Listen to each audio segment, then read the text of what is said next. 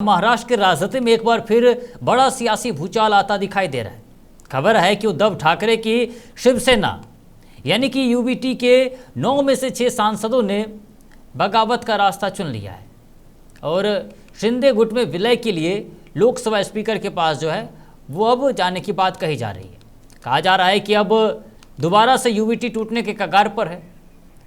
शिंदे गुट में विलय के लिए लोकसभा स्पीकर को पत्र भेजा है। हालांकि अभी इसकी आधिकारिक पुष्टि नहीं हुई है, लेकिन अगर यह दावा सही साबित होता है तो यह 2022 के बाद ठाकरे गुट के लिए दूसरा सबसे बड़ा झटका होगा।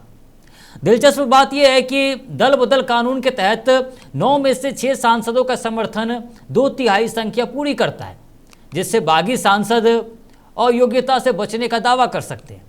यही वजह है कि यह मामला सिर्फ राजनीतिक नहीं बल्कि कानूनी तौर पर भी बेहद अहम माना जा रहा है। उधर बगावत की खबरों के बीच शिवसेना यानी यूबीटी के नेता संजय रावत का तीखा बयान भी चर्चा में है। रावत ने बागी सांसदों पर जमकर हमला बोला है, जिससे सियासी माहौल और गर्मा गया है।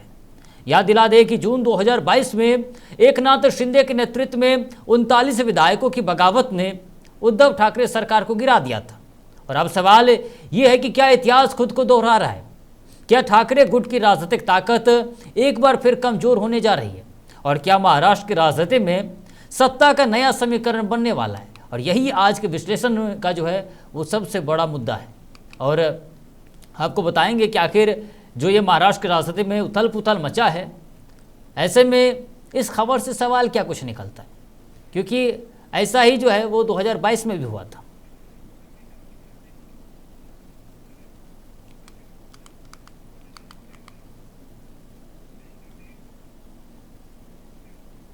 तो चलिए आपको खबर से सवाल क्या कुछ निकलता है पहले वो बताते हैं, फिर हम विश्लेषण में आगे बढ़ेंगे। और अगर हम खबर का सवाल देखें तो सवाल ये है कि उद्धव ठाकरे की शिवसेना यानी यूबीटी में इस नई बगावत एक खबर कितनी बड़ी राजनीतिक चुनौती मानी जा रही है, क्योंकि 2022 के बाद एक बार फिर टूट की खबर है।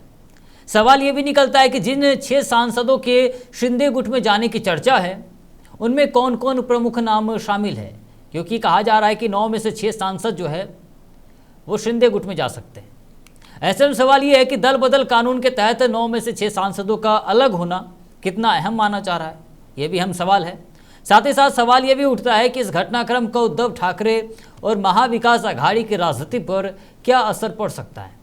साथ ही साथ खबर से सवाल ये भी कि संजय राउत ने बागी सांसदों को लेकर क्या बयान दिया और उस पर क्या विवाद खड़ा हुआ, क्योंकि इस बयान के बाद जो है लगातार और विवाद गहरा गया। साथ ही खबर से सवाल ये भी कि क्या 2022 में एकनाथ शिंदे की बगावत और मौजूदा घटनाक्रम में कोई समानता दिखाई दे रही है, क्योंकि ऐसे ही घटना 2022 में भी हो चुकी है।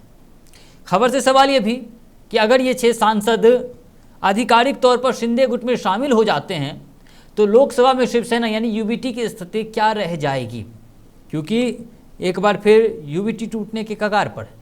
ऐसे में खबर से सवाल ये भी कि महाराष्ट्र की राजनीति में इस घटनाक्रम का आगामी चुनावों और एनडीए की रणनीति पर क्या प्रभाव पड़ सकता है, क्योंकि कुछ ही दिनों में फिर चुनाव होने हैं महाराष्ट्र की राजनीति में। ऐसे में क्या इसका प्रभाव पड़ेगा? पार्टी जो दोबारा टूटी है यूबीटी, आखिर उस पर आने वाले चुनावों में, आने वाले घटनाक्रमों में क्या कुछ असर देखने को मिल सकता है, ये हम सवाल खड़ा होता है। साथ ही साथ एनडीए की रणनीति पर इसका क्या प्रभाव पड़ सकता है, ये भी अहम सवाल खड़ा होता है। ऐसे में खबर से सवाल के बाद अगर हम विश्लेषण के दूसरे हिस्से में जाए, और ऐसे में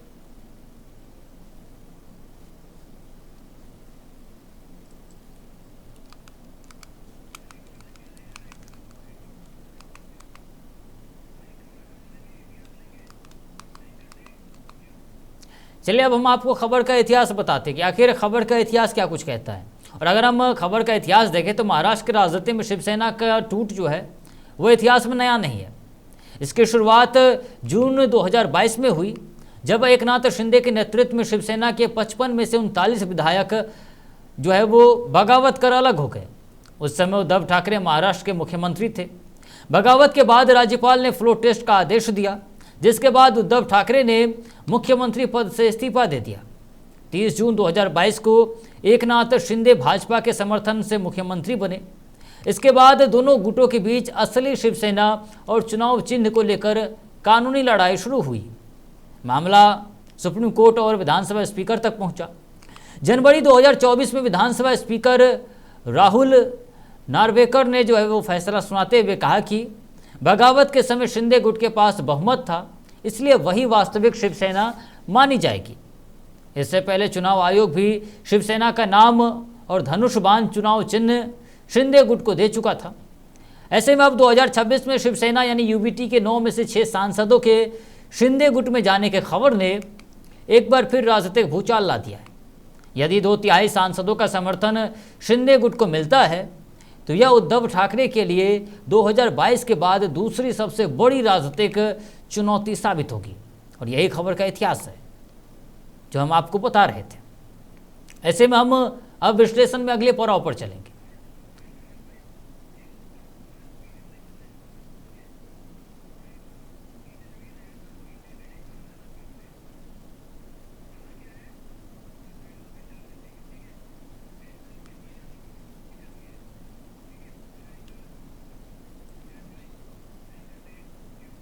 चलिए अब आपको बताते हैं कि आखिर पर्दे के पीछे की असली कहानी क्या है।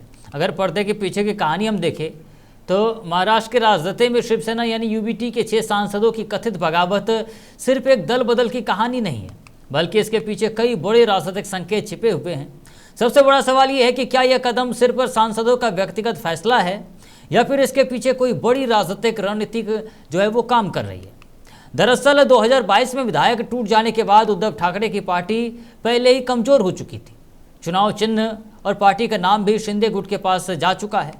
ऐसे में अगर लोकसभा के सांसद भी बड़ी संख्या में अलग होते हैं तो यह उद्धव ठाकरे के संगठनात्मक ढांचे पर सीधा प्रहार माना जाएगा। राजनीतिक जानकार मानते हैं कि आने वाले चुनावों से पहले एनडीए महाराष्ट्र में विपक्ष को और कमजोर करने की रणनीति पर काम कर सकता है।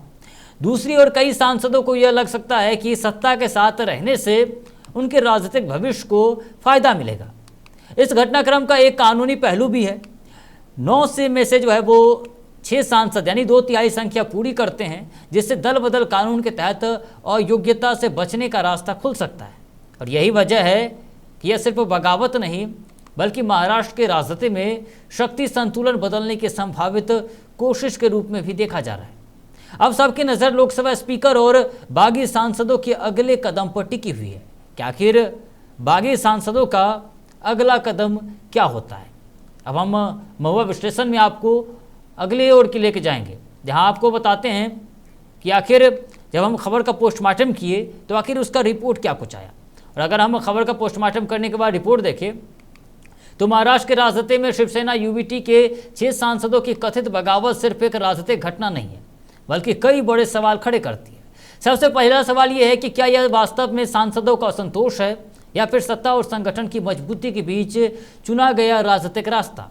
और अगर 9 में से 6 सांसद शिंदे गुट के साथ जाने का फैसला करते हैं तो वे 2/3 संख्या के आधार पर दल बदल कानून से जो है वो बचने का दावा कर सकते हैं। और यही इस पूरे घटनाक्रम का सबसे अहम कानूनी पहलू है। यानी यह कदम सिर्फ राजनीतिक नहीं बल्कि पूरी तरह से गणित और कानून को ध्यान में रखकर उठाया गया दिखाई देता है। दूसरा बड़ा पहलू यह है कि 2022 में विधायक टूट जाने के बाद अब सांसदों में सेंध लगाना उद्धव ठाकरे की राजनीतिक पकड़ कमजोर होने का संकेत माना जा सकता है। पार्टी का नाम, चुनाव चिन्ह और संगठन का बड़ा हिस्सा पहले ही शिंदे गुट के पास जा चुका है।